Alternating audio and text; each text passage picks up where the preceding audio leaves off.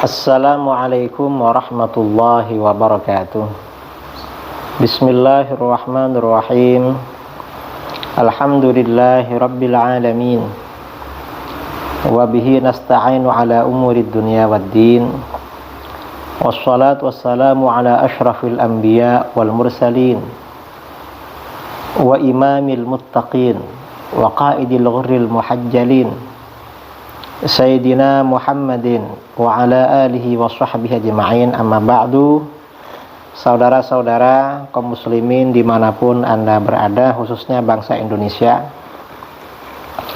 pada edisi kali ini kita akan membicarakan tentang capres yang tidak boleh dipilih. Artinya calon yang nggak boleh dipilih oleh umat Islam, tapi nggak nyebut siapa ini ya. Kan nyebut ini berdasarkan standar syariat.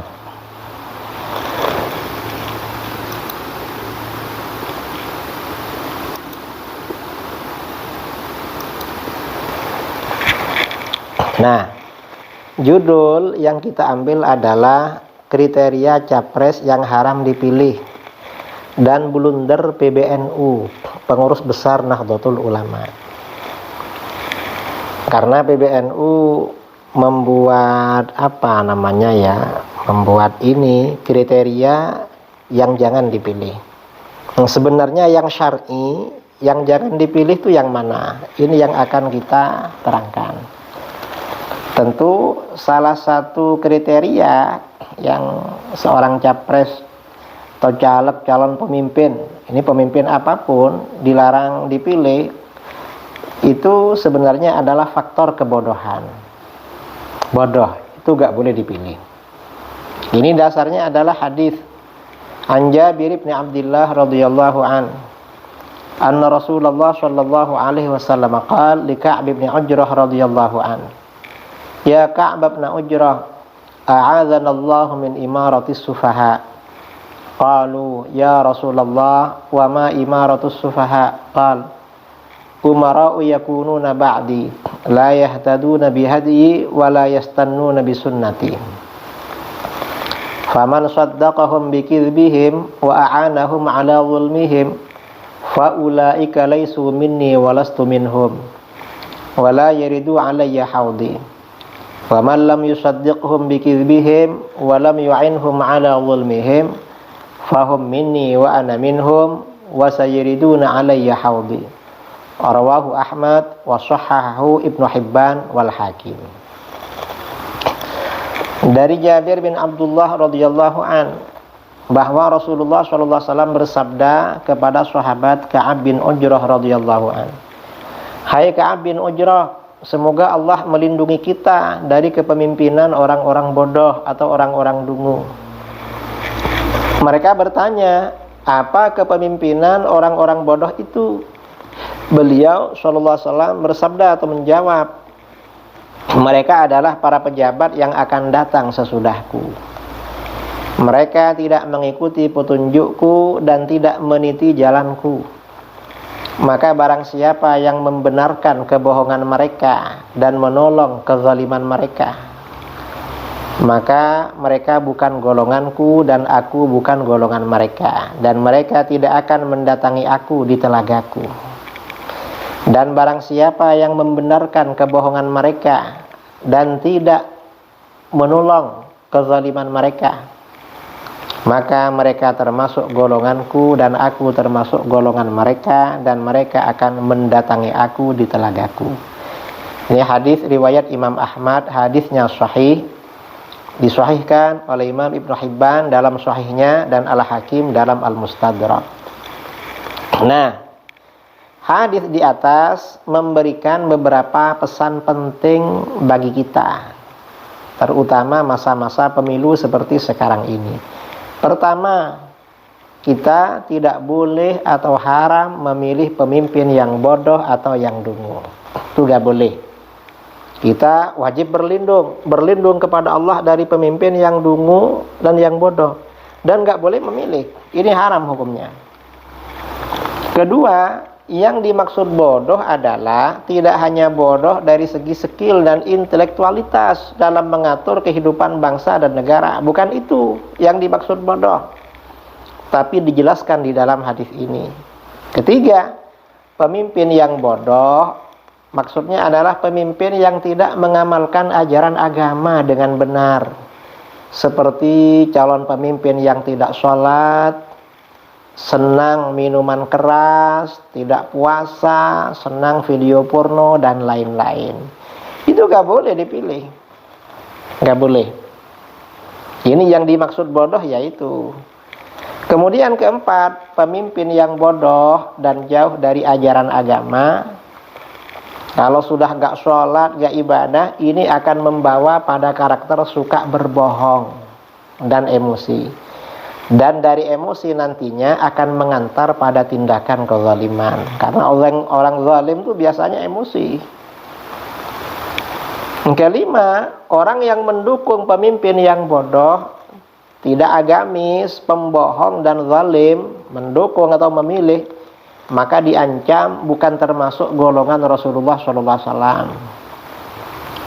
Dan tidak akan mendatangi beliau. Rasulullah bukan golongan dia, dia bukan golongan Rasulullah. Ingat, di dalam Al-Quran, kelompok yang bukan golongan Rasulullah itu masuk aliran sesat, kelompok tersesat.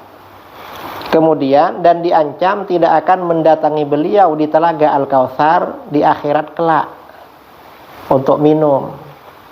Gak akan datang ke Al-Kautsar. Kemana kalau gak ke Al-Kautsar itu? Kira-kira kalau tidak datang ke Al-Kautsar, berarti ini kan terjun ke neraka jahanam itu. Ini yang kelima.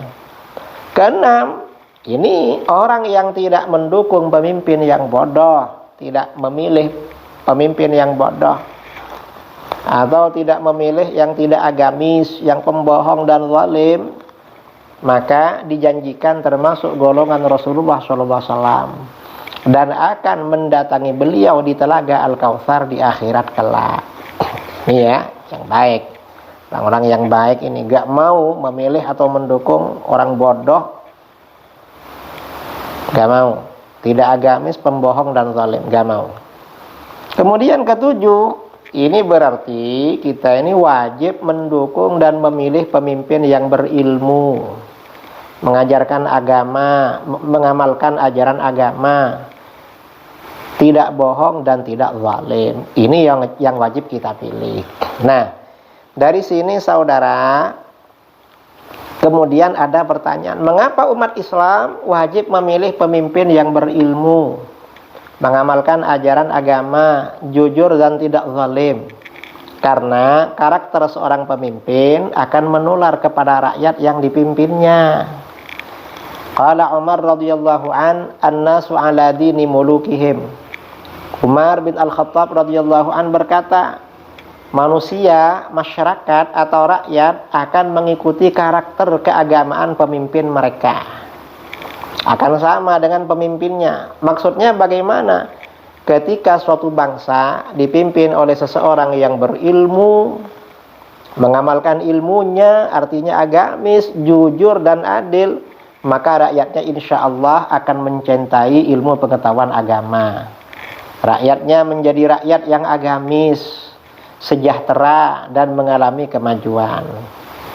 Tetapi sebaliknya, ketika suatu bangsa dipimpin oleh seseorang yang bodoh, tidak sholat, suka menenggak minuman keras, mudah emosi, gemar video porno, dan aneka keburukan lainnya, tentu karakter ini berbahaya bagi generasi bangsa yang kita cintai ini. Kan saya kira kita saudara-saudara umat Islam gak ingin anak-anak kita, saudara-saudara kita, tetangga kita tidak sholat, suka narkoba, minuman keras, mudah emosi, gemar video porno. Kan gak ingin begitu. Kita ingin baik-baik aja. Negara kita ini menjadi negara yang baik. Itu keinginan kita. Nah, ini saudara-saudara ya, yang kriteria pemimpin yang tidak boleh dipilih. Berarti ada pemimpin yang harus dipilih. Nah, inilah alasan ilmiah berdasarkan ajaran agama. Islam yang seharusnya menjadi barometer bagi setiap muslim dalam memilih pemimpin.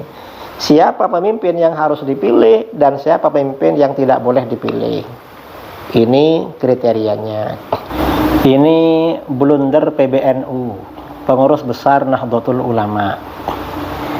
PBNU sebagai pimpinan tertinggi organisasi keagamaan yang seharusnya diatur oleh para ulama, mengambil langkah yang blunder terhadap NU dan warga Nahdliyin sendiri dalam menentukan sikap menghadapi Pilpres.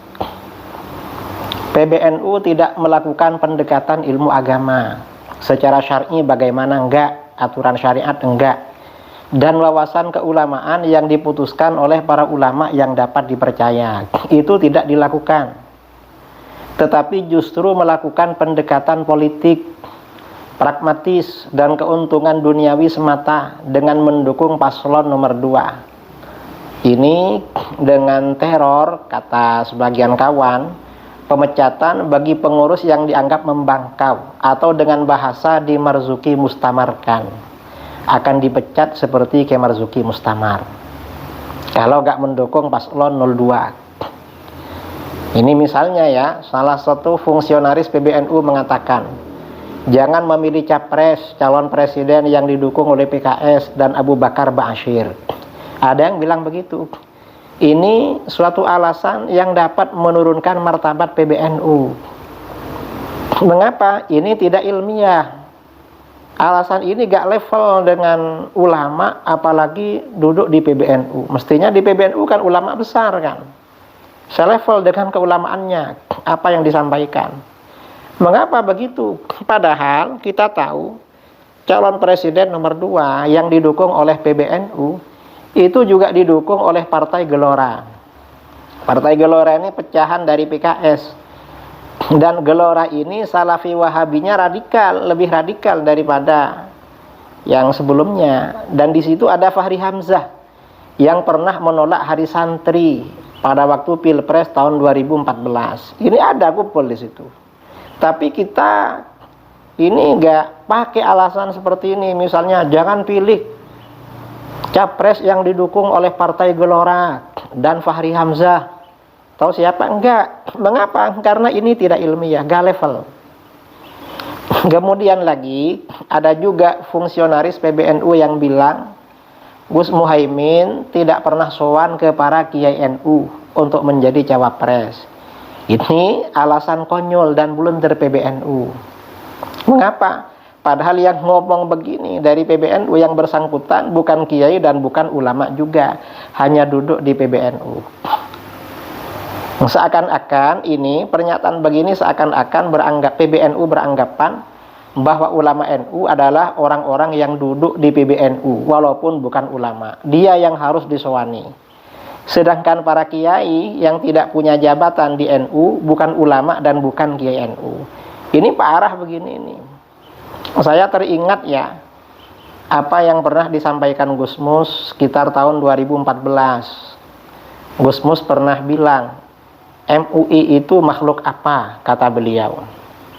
Mengapa? Karena ada orang diangkat jadi tukang sapu di MUI lalu bilang ulama, padahal bukan apa-apa. Diangkat jadi tukang ketik lalu ulama. Nah sekarang ini Gus Mus yang mulia, yang terhormat, apa yang sampeyan dawuhkan ini gak cocok dengan PBNU sekarang. PBNU makhluk apa? Karena ada bukan ulama, ada di PBNU dianggap ulama. Lalu pernyataannya mewakili ulama PBNU. Apa begitu? Apa gak cocok Gus? Coba, saya kira ini perlu dikoreksi. Orang-orang yang ada di PBNU, yang ulama dan yang bukan ulama. Mestinya yang ngomong tuh yang ulama, bukan yang bukan ulama. Ini ingat dawuhnya Gus Mus dulu. Silahkan dicari di Google sekitar tahun 2014. MUI makhluk apa? Saya masih ingat itu. Ini sekian dari saya, mudah-mudahan bermanfaat. Kurang lebihnya mohon maaf. Assalamualaikum warahmatullahi wabarakatuh.